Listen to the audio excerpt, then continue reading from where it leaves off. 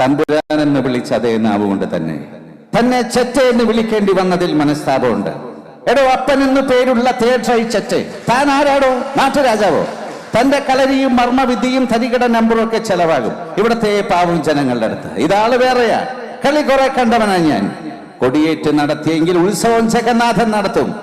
ഇതിനിടയിൽ തനിക്കറിയാനുള്ള ചില നാറിയ കളികളൊക്കെ താൻ കളിക്കുമെന്ന് എനിക്കറിയാം. പക്ഷേ മറക്കണ്ട, ഒന്നും നടന്നില്ലെങ്കിൽ തന്നെ പച്ചക്ക് കൊളുത്തിയിട്ടേ ജഗന്നാഥിനി മണ്ണ് വിട്ടു പോകും. ഓരോ വ്യക്തിയുടെ ജീവിതത്തിലും കൃത്യമായി സ്വാധീനം ചെലുത്തുകയും മുന്നോട്ടുള്ള യാത്രയിൽ പ്രചോദനമായി തീരുന്ന ഏതെങ്കിലും ഒരാളുണ്ടാവും. കാതിൽ ചുവന്ന കല്ല് വെച്ച് കിടക്കനിട്ട ഒരു കൊച്ചു കൂട്ടുകാരൻ എനിക്കുമുണ്ടായിരുന്നു. ഒന്നുമില്ലാതിരുന്ന അശോകനെ എന്തെങ്കിലുമൊക്കെ ആക്കി തീർത്ത ബാലചന്ദ്ര, എൻ്റെ പ്രിയപ്പെട്ട ബാലൻ. സ്കൂളിൽ ഉച്ചയ്ക്ക് ഞാൻ പച്ചവളാണ് കുടിക്കണമെന്ന് മനസ്സിലാക്കി എൻ്റെ മുന്നിലേക്ക് ചോറ്റുപാത്രം നിർത്താൻ എൻ്റെ ബാലൻ. അവൻ്റെ അച്ഛൻ ഉച്ചക്ക് ഊണഴിക്കാമോന്ന് തപ്പി നോക്കി. അവൻ എനിക്ക് മുടിവെട്ടി തരും, എനിക്ക് വായിക്കാൻ പുസ്തകങ്ങൾ തരും. എന്നിലൊരു നടനുണ്ടെന്ന് ആദ്യം പറഞ്ഞവനായിരുന്നു. അവനിലൂടെയാണ് ഈ ലോകം കണ്ടത്. എന്നെ സ്വപ്നം കാണാൻ പഠിപ്പിച്ചവനായിരുന്നു. ഒടുവിൽ സിനിമ പിടിക്കാൻ മദ്രാസിലേക്ക് പോകുമ്പോൾ കാതിൽ കടുക്കുമിറ്റ കാശുമായി അവൻ അടുത്ത് വന്നു. നിറകടങ്ങളോട് ഞാൻ ചോദിച്ചു, ബാലെ, കടങ്ങളൊക്കെ ഞാൻ അങ്ങനെ വിട്ടുവന്നു. അപ്പം അവൻ പറഞ്ഞു, എനിക്കൊന്നും തിരിച്ചു വേണ്ട.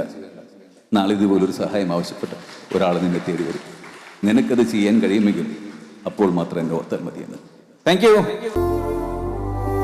ഈ പുഴയുടെ കരപിടിച്ച് നടന്ന അറബിക്കടല അതിന് എത്ര തോണിക്കാം ഏത് കടവത്ത് കുത്തി നിർത്തിയാലും ഇരുവഴിഞ്ഞ് അറബിക്കടലുള്ളതാണ്. ഇരുവഴിഞ്ഞ് അറബിക്കടലുള്ളതാണെങ്കിൽ കാഞ്ചന മൊയ്തീനുള്ളതാണ്. ഇത് മൊയ്തീന്റെ വാക്കാണ്. ഏറ്റവും വലിയ സത്യം. Thank you.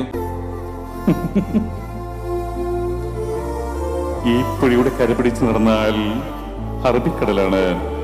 അതിനി എത്ര തോണിക്കാർ ഏത് കടവത്ത് കുത്തി നിർത്തിയാലും ഇരുവഴഞ്ഞി അറബിക്കടൽ എത്തുക തന്നെ ചെയ്യും.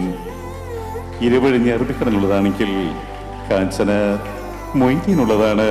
ഇത് മൊയ്തീന്റെ വാക്കാണ് ഏറ്റവും വലിയ സത്യം.